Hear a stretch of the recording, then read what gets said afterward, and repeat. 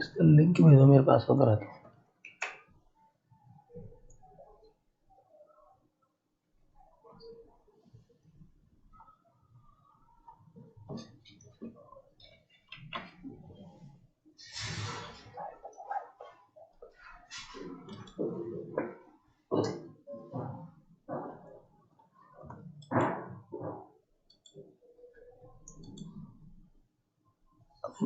मेरे पास भेजो।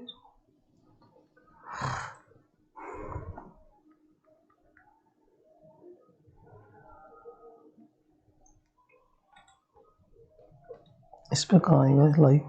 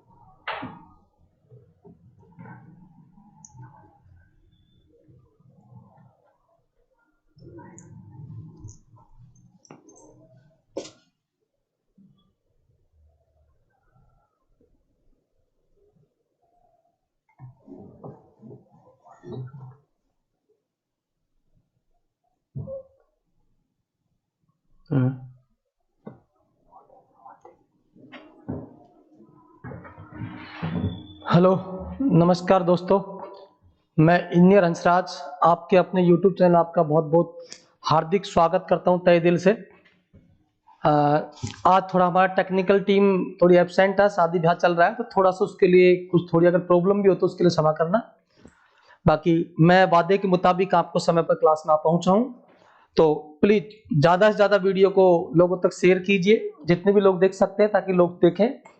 और आज का जो सेशन है वो नंबर सिस्टम का पार्ट 5 है, और तो कोई किसी भी प्रकार का इश्यू आपको आना नहीं चाहिए, और वीडियो को शेयर कीजिए ताकि लोगों तक पहुंच पाए सेशन। और अभी मैं आपका कमेंट एक बार देखता हूं, उसके बाद फिर अपन चलते हैं क्वेश्चनों पर।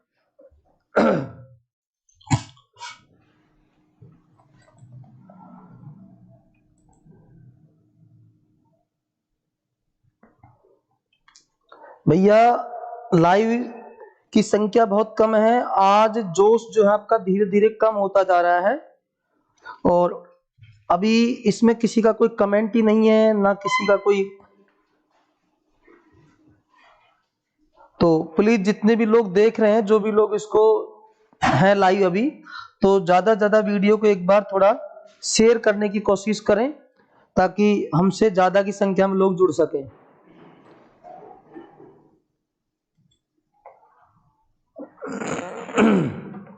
Introducing the all-new Akash Byju's live online classroom program. Get the guidance. बहुत कम है। राम राम जी, गौरव जी, राम राम जी, भैया गौरव जी। तो प्लीज जितने भी लोग देख रहे हैं, जो भी लोग इसको को जोड़िए हैं लाइव अभी, तो ज्यादा ज्यादा वीडियो को एक बार थोड़ा शेयर करने की कोशिश करें आज का, ताकि हमसे ज्यादा की संख्या में लोग जुड़ सके। राम राम भाई, राम राम सभी को। Introducing the all-new Akash Byju's live online classroom program. Get the guidance. बहुत कम है। राम राम जी, गौरव जी, राम राम जी, भैया गौरव जी। तो प्लीज जितने भी लोग देख रहे हैं, जो भी लोग इसको को जोड़िए हैं लाइव अभी, तो ज्यादा ज्यादा वीडियो को एक बार थोड़ा शेयर करने की कोशिश करें आज का, ताकि हमसे ज्यादा की संख्या में लोग जुड़ सके। तो जैसा भी राम राम भाई, राम राम सभी को। समय में भैया आई पहुंचे हैं, लेकिन इससे ऐसा लग रहा है Introducing the all-new Akash Byju's live online classroom program. शादी खुश Get the guidance of बहुत कम है सभी को। राम राम जी गौरव जी, राम राम जी भैया गौरव जी। तो प्लीज जितने भी लोग देख रहे हैं जो बच्चों को जोड़िए है लाइव अभी, तो ज्यादा ज्यादा वीडियो को एक बार थोड़ा शेयर करने की कोशिश करें आज का, ताकि हमसे ज्यादा की संख्या में लोग जुड़ सके। इसका मतलब तो कि हम लोग जैसा राम राम भाई, राम राम सभी को। समय भैया आई पहुंचे हैं लोगों तक, लेकिन इससे ऐसा Introducing the all-new Akash Byju's live online classroom program. Get the guidance of बहुत कम है सभी को। राम राम जी गौरव जी, राम राम जी भैया गौरव जी। तो प्लीज जितने भी लोग देख रहे हैं जो बच्चों को जोड़िए है लाइव अभी, तो ज्यादा ज्यादा वीडियो को एक बार थोड़ा शेयर करने की कोशिश करें आज का, ताकि हमसे ज्यादा की संख्या में लोग जुड़ सके। इसका मतलब तो कि हम लोग जैसा राम राम भाई, राम राम सभी को। समय भैया आई पहुंचे हैं लोगों तक, लेकिन इससे ऐसा Introducing the all-new Akash Byju's live online classroom program. Get the guidance of बहुत कम है सभी को। राम राम जी गौरव जी, राम राम जी भैया गौरव जी। तो प्लीज जितने भी लोग देख रहे हैं जो बच्चों को जोड़िए है लाइव अभी, तो ज्यादा। नेक्स्ट क्वेश्चन आपकी स्क्रीन पर है, ताकि हमसे ज्यादा की संख्या में लोग जुड़ सके। इसका मतलब तो कि हम लोग जैसा राम राम भाई, राम राम सभी को। समय भैया आई पहुंचे हैं लोगों तक होता है, तो मैं मेरा जोश दिखाने की पूरी कोशिश करता हूँ। और भैया जोश हमारा सिर्फ एक ही जोश होता है, पढ़ाने में हम जोश दिखा सकते हैं, और तो हमारे पास कोई ऐसा जोश है भी नहीं। लेकिन आपका जोश बहुत ही कम है, तो प्लीज इसे अधिक से अधिक लोगों तक शेयर कीजिए, ताकि हम लोग इसको थोड़ा आगे सेशन को जल्दी जल्दी शुरू कर सके। धन्यवाद बहुत बहुत। चलिए भैया इसका आंसर देने की कोशिश करें आप लोग। आपके जन्मदिन पर केक का 4/7 भाग खाया गया।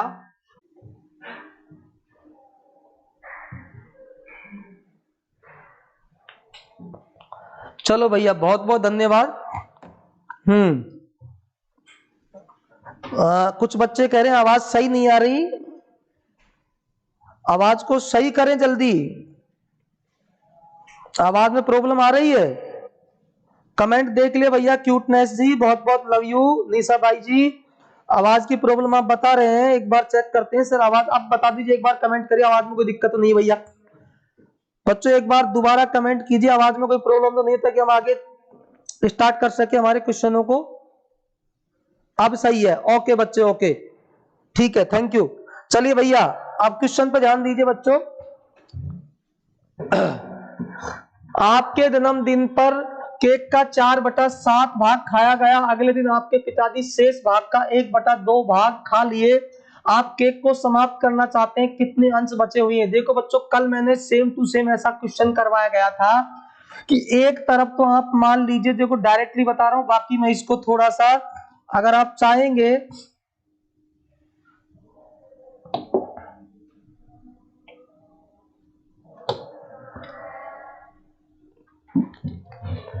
मैं पूरा एक बार दोबारा बता दूंगा। देखो एक तो हम मान लीजिए भैया हमारे पास में कुल भाग कितना है केक का और कितना बचा हुआ है, क्योंकि फाइनली हमसे जो बात करी है वो बचे हुए की बात करी है। मेरी बात को समझते जाना प्यारो। आपके जन्मदिन पर केक का 4/7 भाग खाया गया। मेरी बात को समझे आप। कुल केक मान लीजिए कि कुल केक कितना था 7 में से 4 आप खा चुके हैं। 7 में से 4 आप खा चुके हैं, तो कितना बच गया बच्चों? 3 बच गया। अगली बार हम चलते हैं। अगले दिन आपने पिताजी ने शेष भाग का 1/2 खा लिया। मैंने बोला कल भी जहां भी शेष वाली कहानी आए आप ये वाला इश्यू लगा सकते हैं जो मैं आपको समझाना चाह रहा हूं। कंसेप्ट है पूरा कल समझा, एक बार दोबारा समझाऊंगा अगर कोई दिक्कत आएगी तो। कि आप मान लीजिए अब आपके पास में 2 भाग कुल केक है, 2 में से 1 खा लिया तो 1 बच गया मेरे प्यारों। अब देखिए अगर इनमें आपस में ऐसे क्रॉस में कुछ कट रहा है कैंसिल हो रहा है, उसे कर सकते हो, वरना कोई इश्यू नहीं है। 3 एकम 3, इन दोनों को मल्टीप्लाई करके यहां लिख देंगे। 7 दूनी 14, ये यहां लिख देंगे। इसका मतलब है कुल केक तुम्हारे पास 14 है, उसमें से 3 बचा हुआ है, तो हमारा आंसर हो जाएगा बच्चों 3/14। कितना हो जाएगा भैया? 3/14। ये होगा इस सवाल का बहुत ही शॉर्ट एंड स्वीट मेथड। बिल्कुल किसी भी तरीके की कोई समस्या नहीं आनी चाहिए। ठीक है निशा भाई जी, डी बिल्कुल आपका करेक्ट आंसर था। लेकिन भैया लोगों को जोड़े रखिए, बहुत कम लोग जुड़ रहे हैं, बहुत हमें इस चीज में थोड़ा सा अपने आप को शर्मिंदगी महसूस हो रही है कि हम इतना अच्छा पढ़ाने के बावजूद भी आज बहुत कम लोग जुड़े हुए हैं। इसका मतलब आप लोग हमारी क्वालिटी की कदर नहीं कर रहे हैं। हम चाहते हैं आपको बहुत अच्छे से सेशन करवाएं, रेलवे एग्जाम को आपका क्वालिफाई करवा के दें। ज्यादा लोगों को जुड़े भैया, ज्यादा लोगों को जोड़ें। चलिए, तो बात समझ में आई।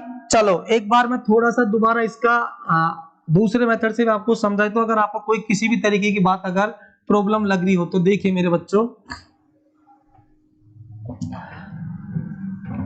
मैंने आपको बताया कि जो भी आपके पास दे रखा है 4/7 और 1/2, आप कुल केक मान लीजिए 14 स्टार्टिंग में, कितना मान लीजिए 14 कुल केक था। उस कुल केक में से आपने 4/7 भाग खा लिया, जो खा गया उसे कम कर दीजिए। 14 का 4/7 जो आपने खाया, 7 दूनी 14, बोले तो कितना हो गया 8। जब आप खा चुके हैं 14 में से 8 खा ले तो कितना बच गया हमारे पास, 6 बच गया। अब 6 में से जो 6 बचा है तुम्हारे पास, यही तो शेष है। इस शेष में से भी आपने कितना खा लिया बच्चों, 1/2। इसको भी माइनस कर देना, 6 का आधा आप जब खा चुके हैं तो कितना खा लिया, 3। तो कितना बच गया मेरे प्यारो, 3 बच गया। इसका मतलब 3 किस में से बचा, 14 में से बचा। यही आपका आंसर था, ये मैं आपको बता चुका हूं। दोनों तरीके से समझा दिया है। अब किसी भी प्रकार की कोई समस्या नहीं आनी चाहिए। नेक्स्ट क्वेश्चन पर चलते हैं भैया। बहुत शानदार क्वेश्चन आपके सामने आ रहा है बच्चों, बहुत ही शानदार क्वेश्चन है। देखते हैं आपके पास में बहुत शानदार प्लस में छोटा क्वेश्चन।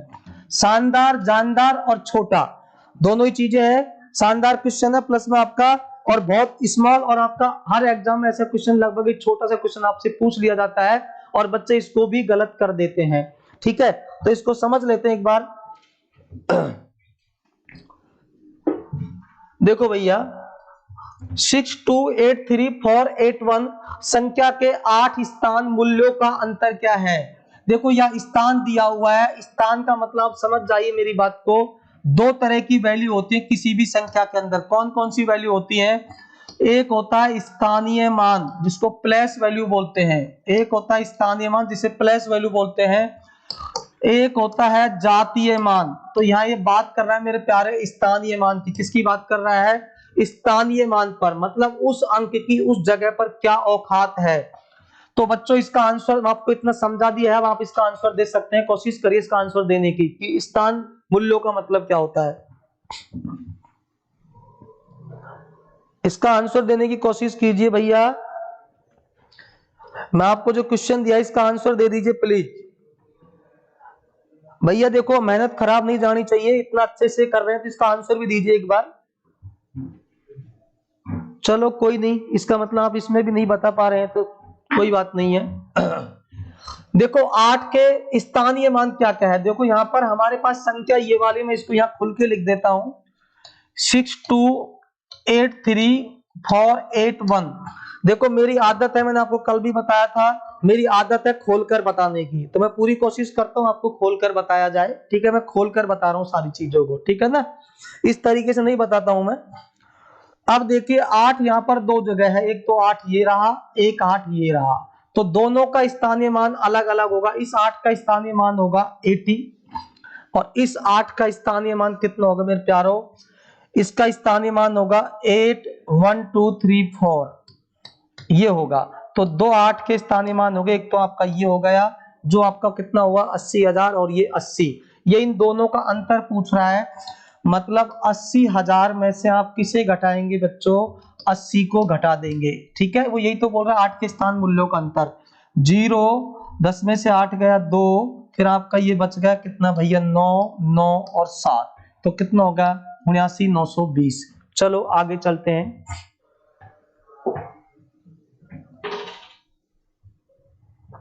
बहुत ही सुंदर क्वेश्चन है मेरे प्यारों, इसका आंसर मैं उम्मीद करता हूं कि आप लोग देंगे। कोशिश करिए सभी लोग आंसर देने की, अच्छा क्वेश्चन है। हाँ निर्मल एमडी जी बिल्कुल सही कह रहे हैं, आज शादी है, आज शादी है इसलिए जोश कम है, क्योंकि सारा जोश आज ये खाने में दिखा रहे हैं, रसगुल्लों पर और बर्फी लड्डू खाने में पूरा जोश है इनका। कोई बात नहीं, लेकिन हम अपना जोश यहाँ दिखा रहे हैं, हमारी कोशिश आज भी वही है।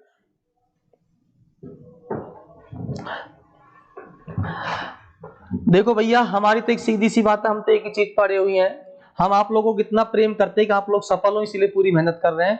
तो आप भी लोग यदि हमसे प्रेम करते हैं तो इस वीडियो को ज्यादा ज्यादा शेयर कीजिए, प्लस में आप ज्यादा इसको अच्छे तरीके से समझ लीजिए, क्वेश्चनों का आंसर दे दीजिए ताकि हमें भी लगे हाँ आपको समझ में आ रहा है। और अगर अच्छा समझ में आ रहा है तो कमेंट करके बताइए सर बहुत अच्छा समझ में आ रहा है। निशा बाई सी, देखिए बच्चों, प्रथम 7 विषम संख्याओं का योग कितना है? सवाल मैं आपको बहुत अच्छे से समझा देता हूं भैया, बहुत ही सुंदर सवाल है, इसको समझ लेते हैं अच्छे तरीके से। सबसे पहली बात देखो, विषम संख्या क्या होती है आपको मैंने पहले ही बताया, विषम होती है 1 3 5 7 9 कुल मिला के, जिनमें डिफरेंस तो 2 का होता है, डिफरेंस 2 का होता है, लेकिन क्या होगा भाई, डिफरेंस 2 का होगा, बट आप ये कह सकते हो उनमें 2 का भाग नहीं जाएगा, आपस में डिफरेंस 2 का है विषम संख्याओं में। तो अब मेरी बात को समझ लीजिए, जब भी कोई संख्या ऐसी हो जिनमें अंतर बराबर हो, चाहे वो विषम हो चाहे वो सम हो, जैसे 2 4 6 8 10, इनमें अंतर कितने का आ रहा है? 2 का, ये कैसी संख्या है? सम संख्या है। ये कैसी संख्या है? विषम संख्या। चाहे प्राकृत संख्या हो 1 2 3 4, इनमें 1 का अंतर आ रहा है, पर अंतर तो बराबर आ रहा है ना रेगुलर, यहाँ भी 2 का अंतर आ रहा है, यहाँ 1 का अंतर आ रहा है, मतलब अंतर चाहे वो 1 का हो चाहे 2 का हो चाहे 5 का हो चाहे 7 का हो, लेकिन रेगुलर होना चाहिए। 5 10 15 ये पहाड़ा बन गया एक तरीके से, ये भी अंतर बराबर है, मैंने लिखा 7 14 21, ये भी अंतर बराबर है, मैंने लिखा 8 15 22, ऐसे ऐसे करके इसमें भी अंतर बराबर है, 8 के बाद 7 15 7 22, कुल मिला के ऐसी कोई भी सीरीज यदि बनती हो जिसमें डिफरेंस बराबर हो पदों के बीच में, उस प्रकार की सीरीज को हम बोलते हैं अर्थमेटिक प्रोग्रेशन या समांतर श्रेणी, ठीक है।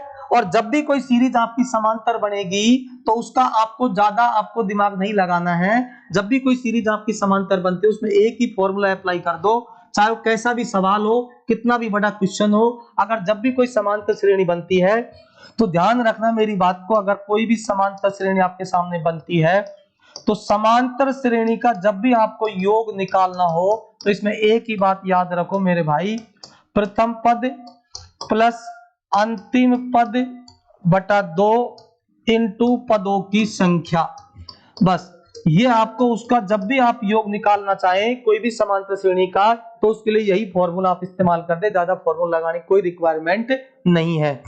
तो अब देखो हम इस फॉर्मूले का इस्तेमाल करते हैं। ये विषम संख्या है, कितनी विषम संख्या है? 7। स्टार्टिंग कहां से होगी विषम संख्या मेरे भाई? 1 से, 1 के बाद 3, 3 के बाद 5।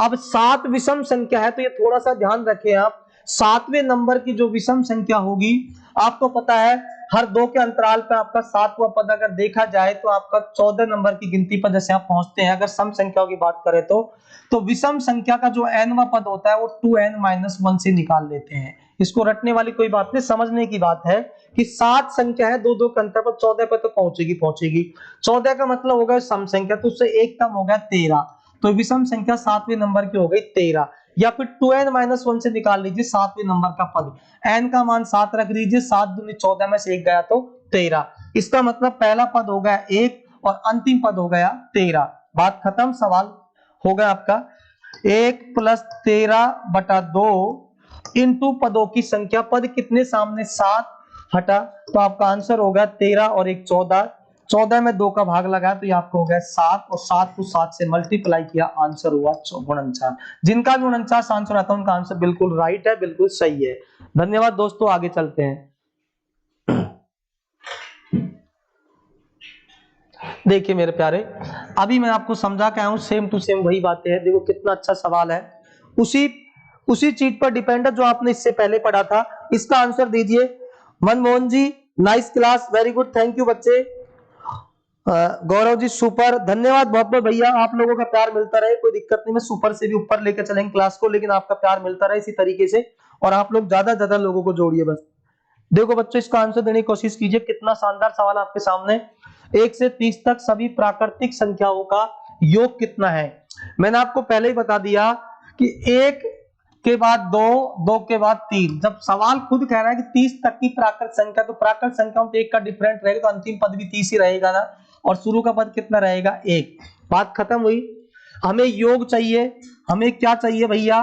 योग, तो योग बराबर मैंने बोला कि जब भी कोई समांतर श्रेणी हो, समांतर श्रेणी तो है ही ना, एक एक का अंतर है। समांतर का मतलब होता है सम प्लस का अंतर, बराबर अंतर होगा तो समांतर श्रेणी है।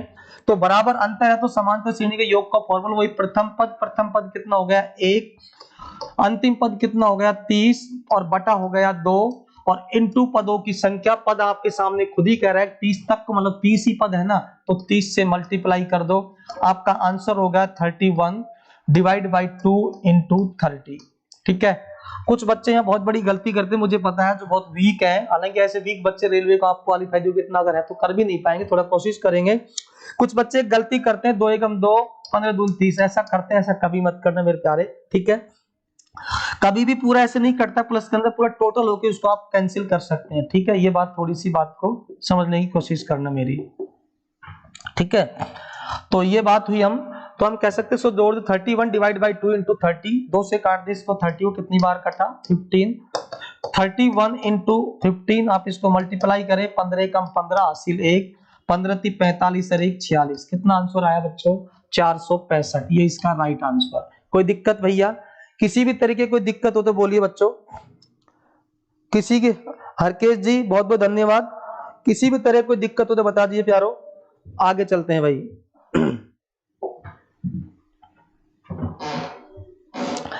देखिए भैया, हम तो आपके प्यार में हैं, वो आपके प्यार में इतने पागल हैं कि देखो मैंने कहा ना, हम सारी चीजों को छोड़ के आ गए। हमने ना तो किसी शादी में गए, जबकि हमारे पास में कम से कम, आज बता रहा हूं, कम से कम 6 से 7 कार्ड हैं आज की शादी के लिए। हमने सारी शादियां छोड़ दी केवल आपको सफल बनाने के लिए। तो प्लीज आप भी हमारे बारे में थोड़ा सोचें।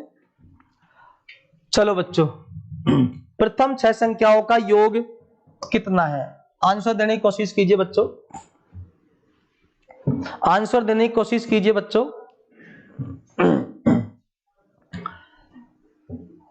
आंसर देने की कोशिश कीजिए भैया। नजर सनम की, नजर सनम को, नजर सनम से नजर को देखा, नजर के ऊपर नजर पड़ी तो नजर का झुकना भी नजर से देखा। दोस्तों लाइक करो बढ़िया तरीके से।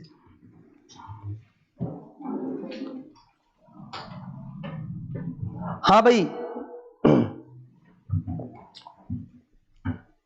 प्रथम 6 सम संख्याओं का मेरे प्यारे, पहली सम संख्या होगी 2। आपको पता सम संख्या शुरुआत ही 2 से होगी ना, 2 के बाद 4। जब बात ही 6 की कर रहा है तो 6 नंबर की सम संख्या क्या होगी 2n। ये सम संख्या का अंतिम पद 2n होता है, ध्यान रखना, मतलब 6 दूनी 12। तो अंतिम पद हो गया 12 और प्रथम पद हो गया 2, डिवाइड बाई हो गया 2 और किससे मल्टीप्लाई कर दो भैया 6 से। हटा, हो गया क्वेश्चन सॉल्व। 12 और 2 14, 14 का आधा हो गया 7 और 7 को मल्टीप्लाई कर दिया किससे 6 से। कितना आंसर आया 42। हटा, कोई दिक्कत नहीं आनी चाहिए प्यारो किसी भी तरीके की। नेक्स्ट क्वेश्चन, बहुत ही शानदार क्वेश्चन है बच्चों, इतना शानदार क्वेश्चन है, बहुत गजब क्वेश्चन है भैया। देखो, निम्नलिखित समुच्चयों में से कौन सा सहभाज्य संख्याएं बनाता है? इसका जो आंसर देगा उसको 15 अगस्त को इनाम मिलने वाले प्यारो। इसका आंसर दीजिए भैया, 15 अगस्त को इसको इनाम मिलेगी, बहुत गजब। ठीक है, इसका आंसर देने की कोशिश करें भैया।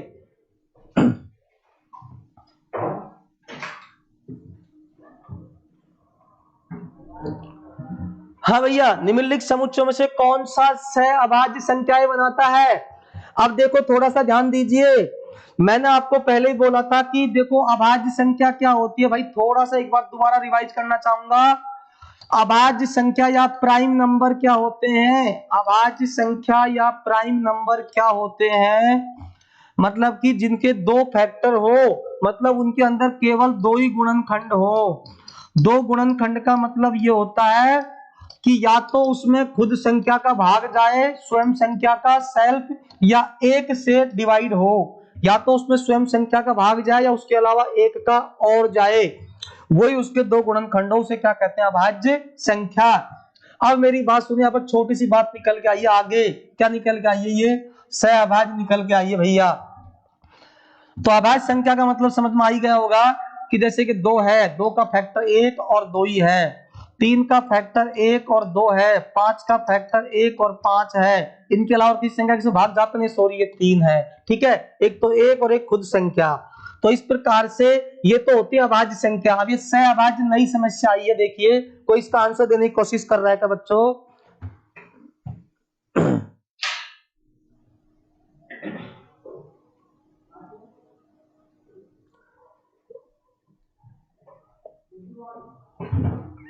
निशा भाई जी का आंसर आ रहा है, चलो अच्छा है। निशा जी भाई इसको जितना हो सकता है दबा के शेयर करो, अपने मित्र तक पहुंचाओ। इतनी अच्छी शिक्षा मिल रही है, क्वालिटी एजुकेशन मिल रही है आपको अलवर से, बताओ वो भी मुफ्त में, क्या दिक्कत है?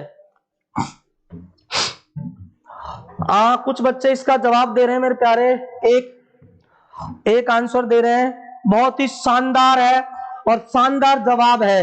Very good very good very good भैया। देखिए सहअभाज्य संख्याएं बनाता है, क्योंकि निशा भाई जी आप मेरी ऑफलाइन स्टूडेंट रही हैं, तो बिल्कुल आप इस चीज का फायदा ले रही हैं, बहुत बहुत धन्यवाद। इसका मतलब मैंने जो पढ़ाया आपके काम आ रहा है, चलो अच्छी बात है। देखिए भाई सहअभाज्य का मतलब, मेरी बात समझिए, इसकी अगर डेफिनेशन की बात करें तो सहअभाज्य संख्या वो संख्या होती है जिनका HCF 1 होता है। अभी HCF फिर नई समस्या आ गई, अभी मैं HCF अगला चैप्टर लेके आऊंगा, लेकिन थोड़ा सा समझा देता हूं कि HCF ज्यादा मत, आप ज्यादा अंदर मत जाइए, HCF के बारे में अगले चैप्टर में पढ़ाएंगे, HCF LCM। ऐसा समझो ऐसी कोई भी दो संख्या जब आप लिख रहे हैं, उन दोनों में केवल और केवल एक का ही भाग जाता हो। किसका भाग जाता हो? एक का ही, एक के अलावा किसी और संख्या का भाग नहीं जाता हो, वो संख्या यहाँ की सहअभाज्य कहलाती है। क्या कहलाती है? सहअभाज्य। अब देखिए आप खुद बताइए मुझे, 12 और 7 में अगर मैं देखूं तो ऐसी कोई संख्या है क्या जो 12 और 7 में एक के अलावा किसी और संख्या से कट सकती है? नहीं कटेगी। देखो इसमें भी एक का भाग जाएगा, इसमें भी एक का जाएगा। अब कुछ बच्चे के साथ इसमें 3 का भाग जा रहा है ना, बिल्कुल सही बात है, 3 का भाग जा रहा है, पर बच्चे इसमें 3 का थोड़ी ना जा रहा है, दोनों में मतलब समान संख्या का अगर एक के अलावा भाग जा रहा है तो सहअभाज्य नहीं है। लेकिन यहाँ पर तो क्या एक का ही भाग जा रहा है, इसका मतलब इसे कैसी संख्या है? सहअभाज्य। मतलब एक के अलावा अन्य किसी संख्या से ये नहीं कट सकती हैं दोनों संख्या 12 और 7, ठीक है। अगर कोई कैसा ये 3 से कट रहा है तो ये 3 से नहीं कट रहा ना, दोनों कटनी चाहिए, ठीक है। तो ऐसी संख्या जिनमें दोनों में केवल एक ही संख्या का भाग जाए, वो भी एक का, तो क्या होती है आपकी सहअभाज्य संख्याएं, और उसी को क्या कहते हैं? उनका HCF 1 होता है। तो इसकी अगर परिभाषा की बात करें तो हम ये कहेंगे जिनका HCF 1 होता है, जिनका HCF 1 होता है, ठीक है, उन्हें क्या कहते हैं हम? कोप्राइम या सहअभाज्य संख्या, ठीक है बच्चों। बाकी आगे हम पढ़ाएंगे HCF को। तो मैंने बोल दिया HCF का मतलब जिसमें ऐसी संख्या बड़ी से बड़ी जिसमें दोनों में एक का ही भाग जाता हो, इसके अलावा किसी और का भाग नहीं जाता हो। तो इसमें देखो 12 और 7 में केवल एक का जा रहा है, किसी का भाग नहीं जा रहा। अब हम चेक कर लेते हैं आपके सामने समझाने 21 और 42 को।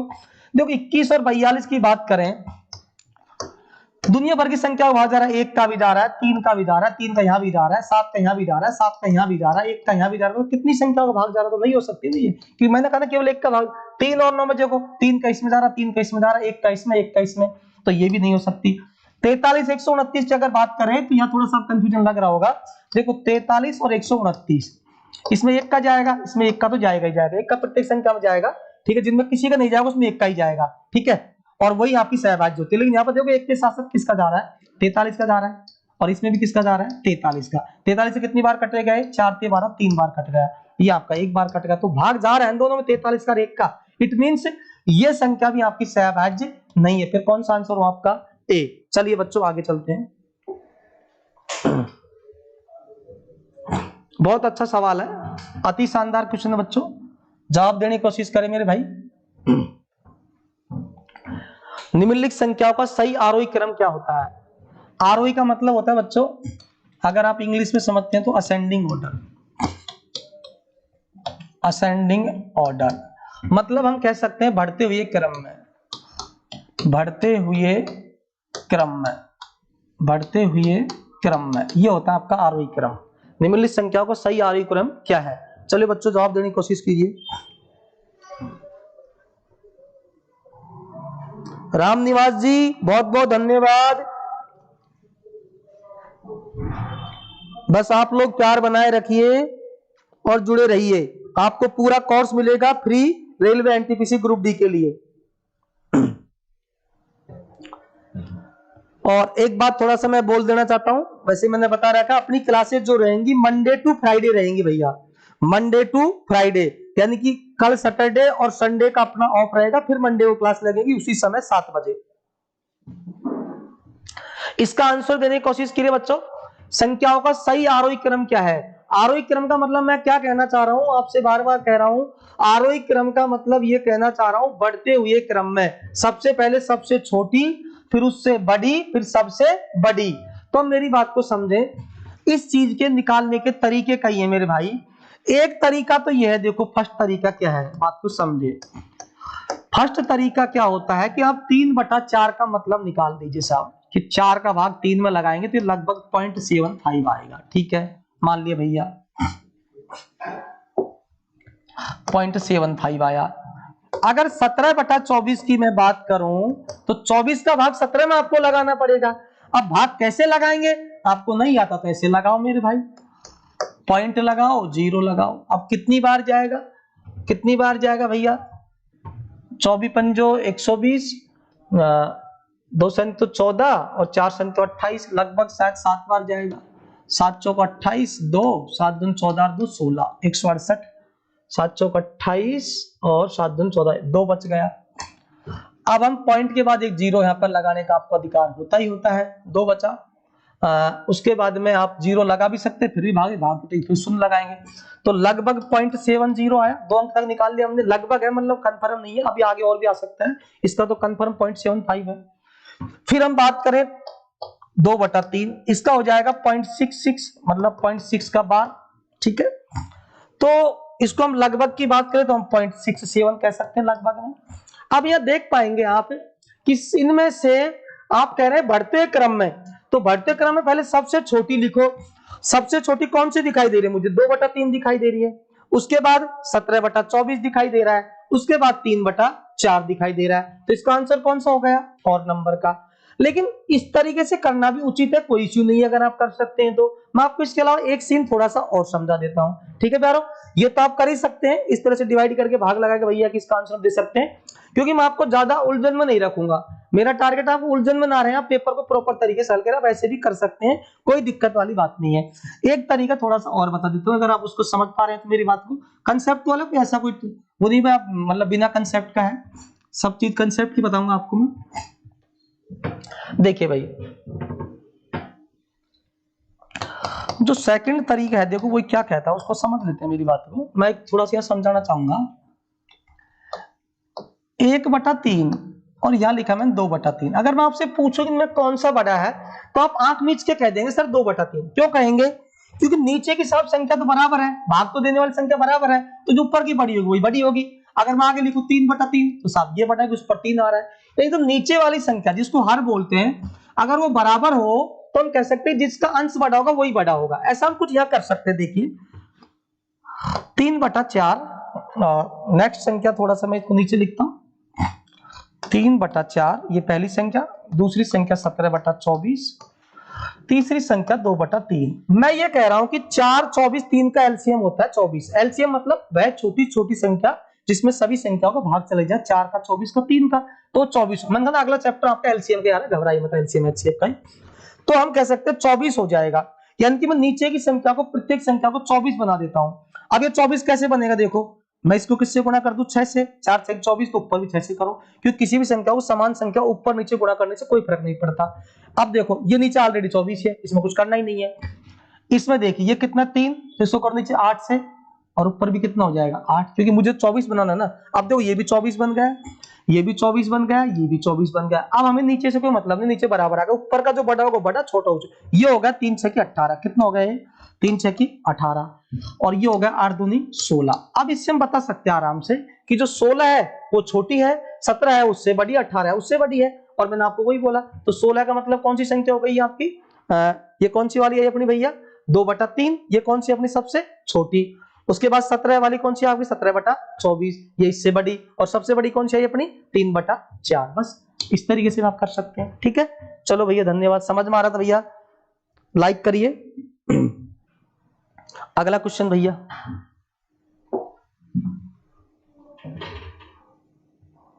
हाँ देखो बहुत अच्छा सवाल है। चलो भाई आंसर देने की कोशिश कीजिए बच्चों।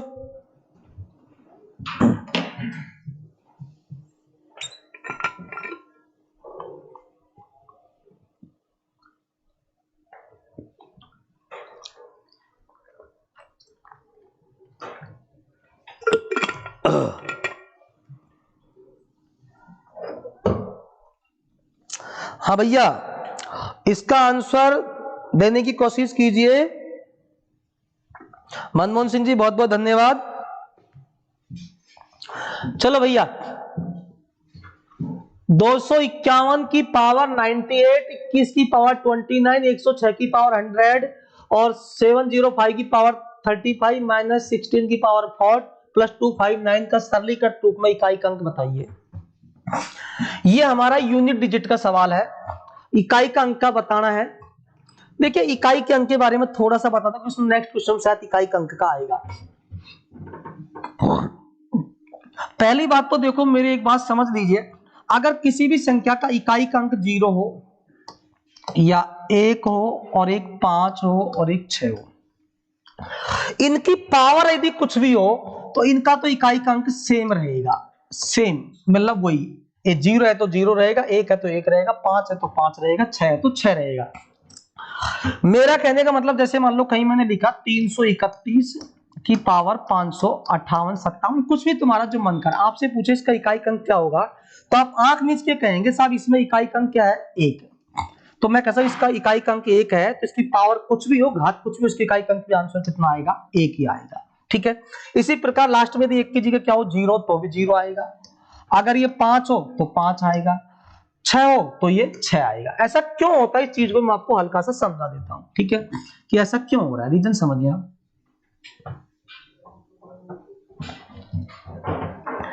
ठीक है, 0 को कितनी बार गुणा करिए, 0 ही आएगा। 1 गुणा 1 गुणा 1 गुणा 1, कितनी बार गुणा कर दो, 1 ही आएगा। ठीक है, 5 को गुणा करें, 5 25, अब 25 में इकाई अंक कितना है, 5। अगर इसको ऊपर अगली संख्या से गुणा करेंगे तो 5 25, तो ये 5 आता रहेगा। इसी प्रकार 6 की बात करो तो मैं 6 6 36, फिर 6 इकाई अंक, इस 6 को अगली से गुणा करूंगा, 6 6 36। इसका मतलब 6 की साइक्लिसिटी आपकी बराबर बनी रहती है, इसमें कभी चेंज नहीं होगा, सेम आएगा 6 का, 0 का, 1 का और 5 का। तो ये तो हो गए 4 डिजिट कि साहब 6 का, 5 का, 1 का, इसमें कोई चेंज नहीं होगा, इनके लिए आपको कोई रूल लगाने की रिक्वायरमेंट नहीं है। बाकी की देखो साइक्लिसिटी में आपको मैंने कहा ना, मैं आपको कंफ्यूज नहीं करूंगा। कुछ अंक तो ऐसे हैं कि 2 बार गुणा करने के बाद रिपीट होते हैं, कुछ 4 बार गुणा करने के बाद रिपीट होते हैं। जाहिर सी बात है, जो अंक 4 बार, जो 2 के बाद रिपीट हो रहा है वो 4 के बाद तो रिपीट होगा ही होगा, ये तो डेफिनेट है। तो आप ऐसा करिए, अगर 1 0 5 और 6 के अलावा कुछ भी आपको दिखाई दे तो उसकी जो घात होती है, जैसे कि मान लीजिए मैंने लिखा 5 7 की पावर 207, उसकी जो पावर है, जो घात है, उसमें आप 4 का भाग लगा लीजिए। किसका भाग लगा लीजिए, 4 का। और 4 की भाजकता का नियम होता है अंतिम 2 अंकों में, केवल 2 अंकों में। जैसे 57 की पावर 207 का आपसे इकाई का अंक पूछूं मैं, तो इसमें 07 में भाग लगाएंगे 4 का, तो 4 का भाग लगाएंगे, 4 एकम 4, शेषफल कितना आया, 3। जितना शेषफल आता है उतना ही इसका इकाई का अंक जो है ना 7, उसकी पावर में लिख देते 3, बस। इसका मतलब इसका इकाई का अंक वही आएगा जो 7 की पावर 3 का आएगा, मतलब 7 इंटू 7 इंटू 7। रटना बिल्कुल नहीं है, प्रत्येक के लिए लागू हो गए नियम, चाहे कोई सा भी अंक हो, केवल इनको छोड़कर इनके लिए भी लागू होगा, लेकिन इनके लिए हमें रिक्वायरमेंट नहीं है लगानी, क्योंकि इनमें कोई चेंज नहीं होता, क्यों लगाओ रूल को मैं। ठीक है, ये केवल इनके अलावा आप किसी में भी लगा सकते हैं कि जब भी आपकी पावर कुछ भी हो उसमें 4 का भाग लगाए, रिमाइंडर जितना बचता उतनी बार उस इकाई अंक को मल्टीप्लाई, पूरा नहीं करना। 7 7 49 हुआ, ठीक है, 49 में से भी 9 ले लीजिए इकाई अंक, 9 को 7 से गुणा कर दीजिए, कितना होगा 63, 63 में क्या होगा आपका 3, तो इसका इकाई अंक कितना हो जाएगा मेरे प्यारो, 3। किसका, 57 की पावर 207 का। शायद समझ में आया होगा कि साहब बाकी का सभी का कैसे करना है। अच्छा, एक केस ऐसा भी होता है थोड़ा सा, कि जैसे कि कहीं जैसे मान लीजिए 58 है और इसकी पावर हो गई 44, 444, आपसे कह रहा है कि इसका इकाई अंक ज्ञात करो। अब आप, मैंने कहा बेटा लास्ट के 2 अंकों में घात के 4 का भाग लगाएंगे, तो जब 44 में 4 का भाग लगाएंगे तो 4 एकम 4, फिर 4, मतलब शेषफल कितना है 0। अब ध्यान रखना अगर शेषफल 0 बचता है, शेषफल 0 का मतलब क्या होता है, उसका रिमाइंडर 4 मान लीजिए आप। शेषफल 0 का मतलब कितना मानना, रिमाइंडर 4, क्योंकि 0 का मतलब ही 4 होता है ना भैया। 0 तभी तो होगा जब आपका 4 होगा, तो 0 रिमाइंडर अगर बचता है तो इसका मतलब मान लीजिए पावर को 4, यानी कि अगर बाकी रिमाइंडर 1 बचेगा या 2 बचेगा 3, अगर 0 बचता है तो उसका मतलब ऑटोमेटिक क्या होता है, 4 होता है। ठीक है, तो मेरी बात को समझिए आप, जो मैं कहना चाह रहा हूं कि यहाँ पर रिमाइंडर 0 बचा, तो आप यहाँ क्या करेंगे, 8 की पावर क्या करेंगे, केवल डायरेक्ट 4 करेंगे, क्योंकि शेषफल 0 बचा बस। अब 8 इंटू 8 इंटू 8 इंटू 8, मैं आपको एक चीज बता रहा हूं ताकि रटने वाली कोई बात नहीं बताइए, आपको सब्जी की एक ही चीज लगानी, 4 का भाग लगा दो, जो शेषफल बचता है उतनी इकाई अंक की पावर कर दीजिए, आपका इकाई अंक आ जाएगा 0 1 5 6 को छोड़कर। अब जैसे यहाँ गुणा किया 8 8 64, ध्यान रखो 64 में क्या होता है आपका 4, 4 8 32, क्योंकि 64 में 4 होता है इकाई अंक, 4 8 32, 32 में 2 आया, 2 को 8 से मल्टीप्लाई किया 16, इसका इकाई अंक 6 आया। हटा, रटने की कोई रिक्वायरमेंट नहीं है, मन में भी सोच सकते हैं इस चीज को बिना उठती है। ठीक है, चलिए अब हम सवाल पाते हैं, जो आपको इतनी बात समझ में आ गई है। तो देखो 251 की पावर 98, एक है ना, आंख मीच के लिख दो, एक आएगा इसका अंक, ठीक है, प्लस है तो प्लस करो, यहां भी एक है ना, आंख मीच के लिख दो, एक की मैंने कहा कोई फर्क नहीं पड़ता कितनी भी घात हो। यहाँ कितना है 6, कोई फर्क नहीं पड़ेगा, 6 की पावर कितनी भी हो बताया आपको, तो ये भी 6 आ जाएगा। यहाँ कितना है 5, कोई फर्क नहीं पड़ेगा 5 ही आएगा। यहाँ कितना है 6, कोई फर्क नहीं पड़ेगा 6 ही आएगा। और यहाँ सीधा दिख रहा है 259, यहाँ पर पावर कुछ नहीं, लास्ट में इकाई अंक कितना है 9, ये प्लस का 9, बस हो गया बच्चों। अब इनको आप तसल्ली से कर लीजिए, 1 और 1 2, प्लस प्लस अलग जोड़ दो, 1 और 1 2, 5 7 और 9 16, ये प्लस के तो हो गया आपका 16, और माइनस का कितना हो गया मेरे भैया 6 और 6 12, तो 16 में से 12 गया तो कितना बचा अपना 4, बस ये इसका आंसर। शाबाश, कोई दिक्कत तो नहीं है किसी को भैया, कोई समस्या नहीं है ना किसी को भैया। चलिए कुछ बच्चों का आंसर इसमें शायद क्या आ रहा है, सी आ रहा है भैया। सी कैसे आ रहा है, कहीं मैंने गलत नहीं किया ना, एक बार चेक कर लेता हूं। 1 1 2, फिर ये 6 5 और 6 और ये कितना था 9, 9 और 1 10 और 1 11 और 5 16, 6 6 12, सही है बच्चों, कोई दिक्कत नहीं है। बाकी आप सीधा भी कर सकते थे, जैसे 5 और 1 ये 6 से ये 6 काट देते, कोई दिक्कत नहीं थी, कोई समस्या ही नहीं थी। 9 और 1 10 में से 6 गया तो कितना बचका 4, कोई इश्यू नहीं है। चलो नेक्स्ट क्वेश्चन पे आते हैं भैया, अच्छा क्वेश्चन है। अब देखिए मेरे प्यारो, आपके सामने आ चुका है 522 की पावर 98 माइनस 525 की पावर 625 का इकाई का अंक क्या होगा। कोई दिक्कत है क्या भाई? देखिए भैया इसका आंसर देने की कोशिश कीजिए भैया। अच्छा निशा भाई सर जोड़ने में गलती हो गई, कोई बात नहीं बच्चे, आप कोशिश तो कर रहे हैं आंसर देने, कम से कम मुझे तो यही सबसे बड़ी खुशी है कि आप आंसर देने की कोशिश कर रहे हैं। ठीक है, हरकेश जी भी आंसर दे रहे हैं, बहुत अच्छी बात है। और हरकेश जी के बारे में मैंने सुना उनकी मम्मी की तबीयत थोड़ी खराब चल रही है, मैं भैया आपसे ऑनलाइन प्लेटफॉर्म के माध्यम से बहुत क्षमा चाहता हूं, और भगवान से प्रार्थना करो कि आपकी मम्मी की तबीयत बहुत जल्दी ठीक हो। और बाकी सभी लोग आंसर दे रहे हैं, बहुत अच्छी बात है। चलिए भैया इस क्वेश्चन का आंसर देने की कोशिश करें बच्चों। 522 की पावर 98 माइनस 525 की पावर 625, मैंने एक ही बात बोली, 0 1 5 6 के अलावा कुछ भी आ जाए, यहाँ क्या आ गया 2, आपको कुछ नहीं करना है। इस पावर 98 में 4 का भाग लगाएंगे, तो आप देख तो 4 का भाग जब लगाएंगे 98 में, 4 दूनी 8, 1 बच गए 8, 4 चौको 16, कितना रिमाइंडर आया 2, हटा। इस 2 की पावर कितना लिख देंगे 2 की पावर कितना लिख देंगे, इकाई अंक की पावर 2, माइनस ये तो 5 आएगा ही आएगा, कंफर्म है। तो इसका कितना होगा 2 की पावर 2 का 4 माइनस 5। अब एक समस्या मेरी समझिए, अब यहाँ 4 माइनस 5 का मतलब आया माइनस का 1। अब बच्चे कहेंगे सर -1 तो इसमें ऑप्शन में नहीं है, -1 तो इसमें ऑप्शन में ही नहीं है। मेरी बात को समझे, कभी भी इकाई का अंक माइनस में कैसे हो सकता है, ऐसा कभी संभव ही नहीं है। मैं इस चीज को समझाना चाहता हूं कि माइनस में कैसे आया, क्या कारण, रीजन समझिए। कभी आपने सोचा होगा 344 में से यदि 15 घटाना हो तो आप क्या करेंगे, संख्या तो बड़ी है ऊपर वाली, ध्यान रखना, कभी छोटी में से बड़ा, मतलब सॉरी कभी छोटी में से बड़ा नहीं घटेगा, बड़ी में से छोटा ही घटेगा, तो ये तो कंफर्म है ये संख्या कुछ बड़ी होगी। हमने पूरा थोड़ी लेके लास्ट का अंक लिखा है। तो कभी भी जब लास्ट का अंक छोटा होता है तो इसका मतलब इसको 4 ना मान के कितना मानते हैं, यहाँ से ले कितना मानते हैं, इसको 10 ले लेते हैं, तो 14 कर देते हैं। तो 14 में से 5 गया, कितना बचा 9। इसका मतलब जब भी ऐसा हो कि ये संख्या इससे छोटी हो तो इसके आगे हम 1 लगा दो, इसमें 10 जोड़ दो, एक ही बात है। 14 में से 5 गया, कितना बचा बच्चों 9 बच गया। या आपके पास जैसे -1 है, 10 में से घटा दो 9 आ गया। किसी भी तरीके से सोच सकते हैं, कोई दिक्कत नहीं है। चलो भाई आगे चलते हैं। बहुत ही शानदार क्वेश्चन है भैया, बहुत शानदार क्वेश्चन है, अच्छा क्वेश्चन है, बहुत अच्छा क्वेश्चन है।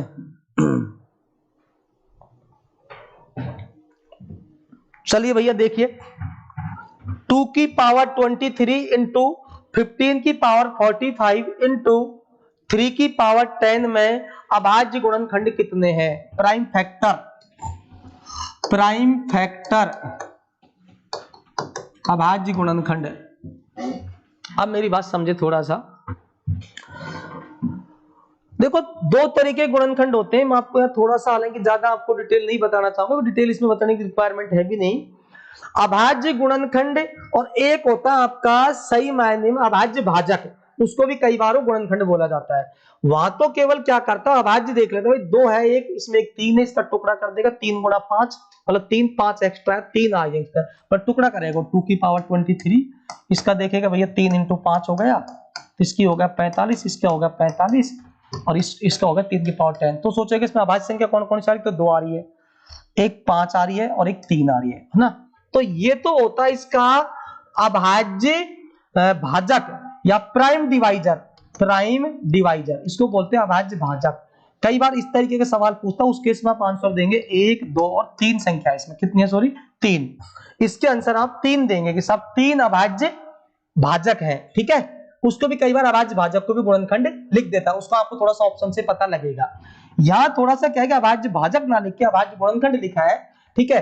और इस गुणनखंड का मतलब क्या होता है देखो मैं आपको समझाता हूं, ठीक है।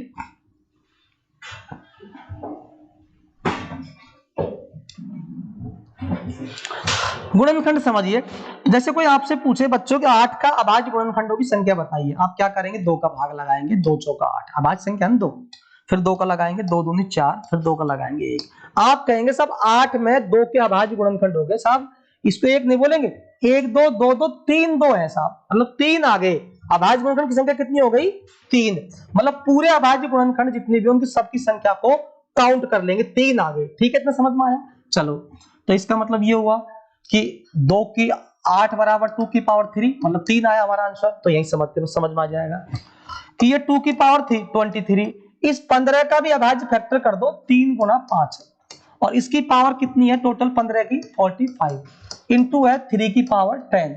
अब देखो समझते हैं, 2 की पावर 23 इंटू, अब इन दोनों का मल्टीप्लाई अलग अलग कर दो, 3 की पावर भी 45 कर दो और 5 की पावर भी 45 कर दो और 3 की पावर भी 10 कर दो। अब कुछ नहीं करना, आपको सारी अभाज्य संख्या बन चुकी है, ये भी अभाज्य है प्राइम नंबर, ये भी अभाज्य, ये भी अभाज्य, ये भी अभाज्य। कुछ नहीं करना, इन सभी की जो पावर है इनको ऐड कर देना, 23 प्लस 45 प्लस 45 प्लस 10 ऐड कर दो, 45 45 90 और 10 100 और 23 कितना होगा 123, हट्टा आंसर आ गया। ठीक है भैया, नेक्स्ट चलते हैं। कोई दिक्कत तो नहीं है प्यारों, किसी भी तरह कोई दिक्कत तो नहीं है? राज ऑनलाइन जी बहुत बहुत धन्यवाद, राज जी सर बहुत बहुत आपका आभार।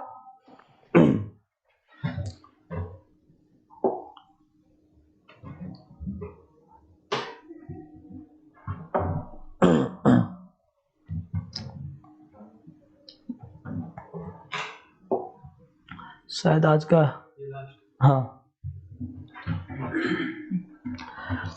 देखिए बच्चों, फैक्टोरियम 7 में 3 की अधिकतम घात कितनी होगी? देखो ये क्वेश्चन आपका आज का लास्ट क्वेश्चन है और मैं इस क्वेश्चन को कल करवाऊंगा, मतलब कल बोले तो सॉरी मंडे को जब आऊंगा।